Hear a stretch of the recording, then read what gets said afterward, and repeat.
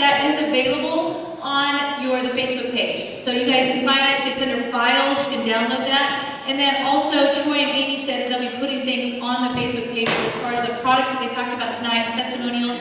And I bet they'll even put the before and after pictures on there too, which would be really good. So, excellent job.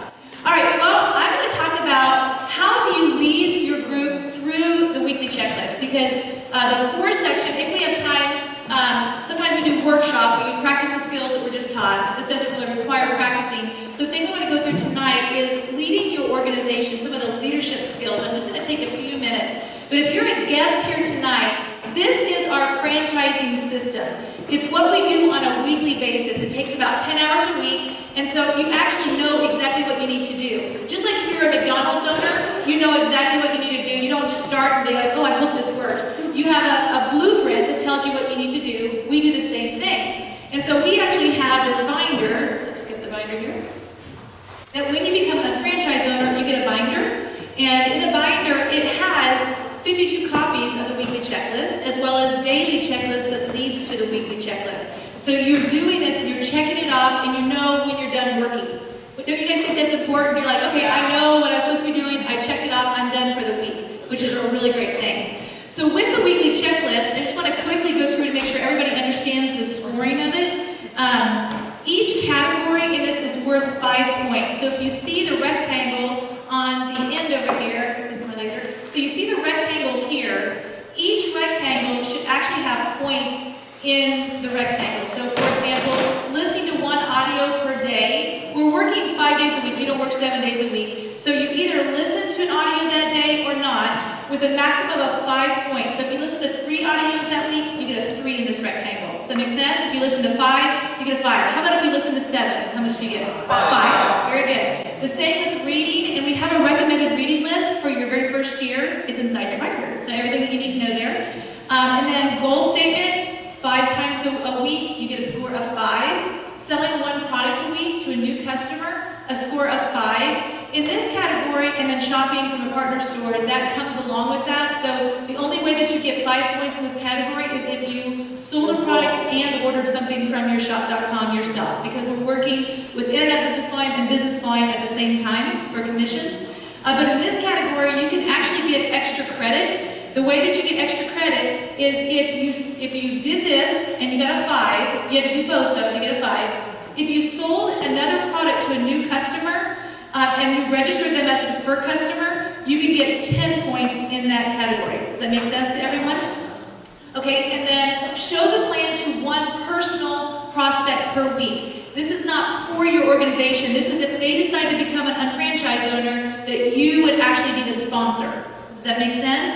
Not for somebody in your organization, but for yourself. Now, in this category, again, you either showed the business plan that week or not, so it's a 0 or a 5, but you can get extra credit. So if you showed 2 personals that week, you could get a 10 in that category. Does that make sense to everyone? And then on the follow-up 1 time a week, either you did it or you didn't, so 0 to 5, and attend 1 to 2 meetings a week, a 0 or a 5. If you attended 2 meetings that week, it's still only a 5. You don't get 10 points for that category. Does that make sense to everyone? And then you're going to do your positive projections. This is your declarations of where you're going, and that is just checking off. But this here is worth 40 points, or if you got extra credit in those, it can be worth up to 60 points. Does that make sense to everyone? With a max of 60, and this is where you write your total points. So you're like, oh great, that's for me. That is for you, but as your organization grows, it's for you managing an organization. Because think about it, if you end up having hundreds of people in your organization, thousands of people in your organization, how do you know how well your organization is doing? What this does is it cuts down the time that it would normally take. So I sat down with Michelle, and we're going through her business, and she says, well, I'm not sure, things are going okay. When I have her weekly checklist, I know how things are going. Does that make sense? I don't have to sit down with Michelle and be like, okay, how many people did you show? Did you sell any product? I know exactly what's happening, and it helps me to be more effective in managing my organization. Does that make sense? So every single week, she's going to send me this weekly checklist. She takes a picture of it, she sends it to me, and then I can help her to measure, monitor, adjust, and control her organization. Sometimes what I see people do is they get the weekly checklist and they're like, oh great, so they got a 30 this week. What they're not doing is they're not then learning how to coach their organization in their weaknesses. If they got a 30, that means they didn't get a perfect score. That means some area on the weekly checklist they were not filling out. In fact, they missed 2 areas because you get 40 points. Does that make sense? And so I need to be looking, where are they missing categories, so as a coach, I can help them to get better.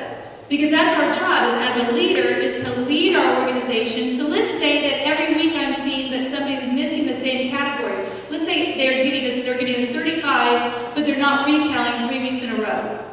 Well, as a leader then, I need to be like, okay, what area are we missing, Linda, and how can I help you to get better in this area? Maybe it's retail. Okay, so how are you doing on your names list jogger?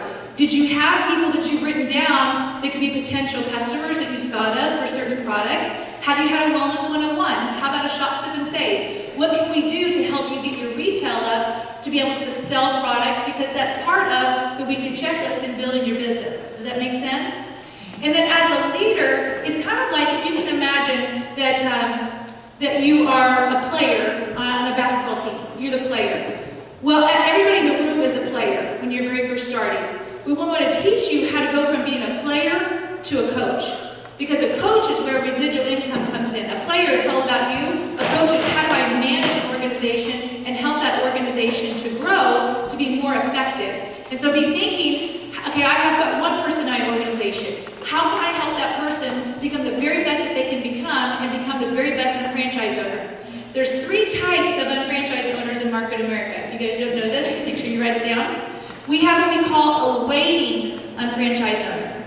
A waiting unfranchised owner is someone that is just enjoying the products. They're not showing up at meetings and they don't have any real goals for it. They just like participating, and maybe they got started to get the products at a discounted price. Does that make sense? And then we have a stable unfranchised owner. A stable unfranchised owner is somebody that comes to the meetings, but they maybe just enjoy retailing some product. Maybe they show the business plan every once in a while, but they're not getting a 40 on their weekly checklist. A go-now distributor or unfranchised owner, this is where you want to write the definition. Because we talk about working with go-now unfranchised owners, it's important to know what that is. A go-now unfranchised owner is someone who is consistently, this is the key, is consistently learning, mastering, and implementing. So learning, mastering, and implementing the basic 5, and leading by example. So someone who is consistently learning, mastering, and implementing the basic 5, and leading by example. So as you guys can tell, this weekly checklist, this is the basic 5. It helps us to learn it. It helps us to master it. It helps us to implement it. And it also helps us to lead by example through this. Now, as an unfranchised owner, we only work with go-now unfranchised owners. Very important to know. We're not working with waiting unfranchised owners because they don't need us. Would you guys agree? They're just enjoying the product. Stable unfranchised owners, they're not needing us either. They're just showing up at the meetings, they're enjoying maybe the camaraderie, but they're not really building. The people that need your time are go-now unfranchised owners. And the way that you know if somebody's a go-now unfranchised owner is if they're turning this weekly checklist into you on a weekly basis. If they're not turning this in and they're not doing, a 40 or close to a 40 on their weekly checklist, then they're not a go-now unfranchised owner. That's how you know who you're going to be working with. The other thing that this does is it helps people to know how to get off the bench into the game. Because a lot of times, if somebody's on the bench, as a player, and they don't know what they need to do to improve, it becomes very frustrating. Would you guys agree? But when you as a coach are able to go through this and help them to learn, they know what they need to do to get off the bench, to be on the floor, to be able to play the game. So this is just a great way of managing your organization. It's very time effective, but it's also great in finding strengths and weaknesses and being able to improve the weaknesses and highlight the strengths. Does that make sense? So definitely use this. Make sure you're using it in your organization to build your business. I guarantee you, if people do this, if you do this, and if you're able to coach people through this, reach your goals and dreams. There's no doubt about it. There's no six-figure earner in Market America that hasn't done these things. This is how you build your own franchise. So thank you guys for that, and go out and make that happen.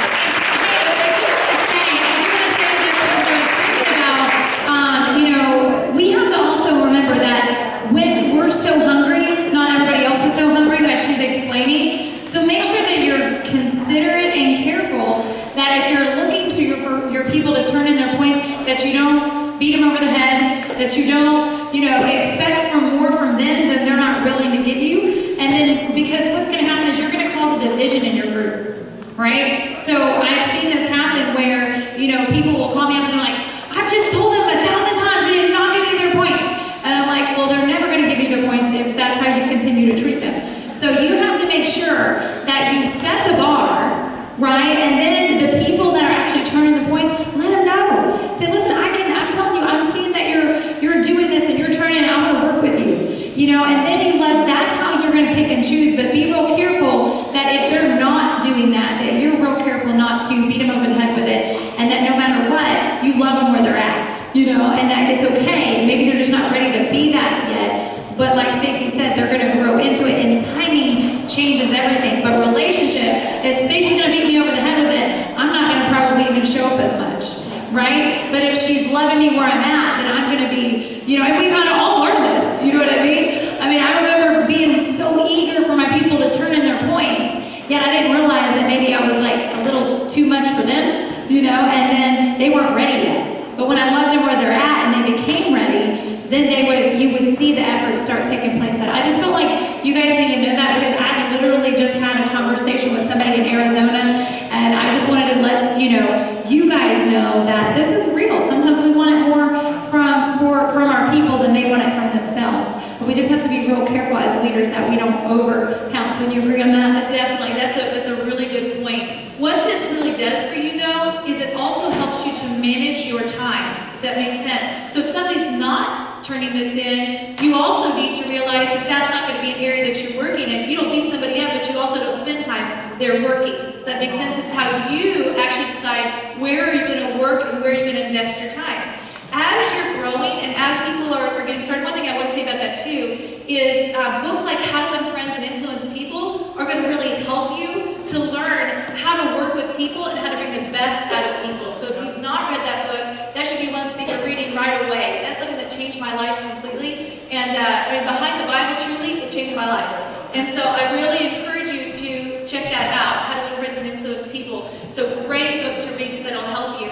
But it really does help, because then it's like being that coach where if somebody says, I really want your time, then you're just letting them know what it takes to get off the bench to be able to play. The way that you get my time, because again, you're going to be very busy, is you have to be turning your weekly checklist. When you're turning your weekly checklist, then I know where to work and how I can help you. Does that make sense? So if they want my time, then I need to be seeing their checklist. If they don't, no problem. If they're stable and they're waiting, I don't need their checklist. But if they want my time, that's what it takes to get my time. Does that make sense? And it also helps you not take credit. I always tell people, I'm not going to take credit for your success, but I'm also not going to take credit for your failure. And a lot of times when you have conversations and people start, they start going into the witness protection program. You're like, where do they go? Where are they at? And then it really boils down to where they're running from you at the grocery store or whatever. You're like, hold on a minute, don't do that. But the point is that they get upset and they feel bad. So, but the truth is that when you have these checklists, then it's really great, because then you can say, listen, let's just meet up for coffee, and then why don't you just bring me your binder, and let's see how we can help you. And then when you look at their binder, and I say all the time, there's snow blindness. You know what that is? That's nothing going on. There's no appointments. Then it's just real easy. Then you are able to go, you know what? Maybe what we should look at is what's going on with you. Where can we help you begin to jump off the fence of leap off the fence of indecision to actually get this going again? Let's just start over. Let's just start over. Give them permission to be, okay with starting over. Because a lot of us need that. Sometimes you're go nows, and sometimes you were go yesterday, and sometimes you might be go tomorrow. You know what I mean? But just go never. Just don't ever go away.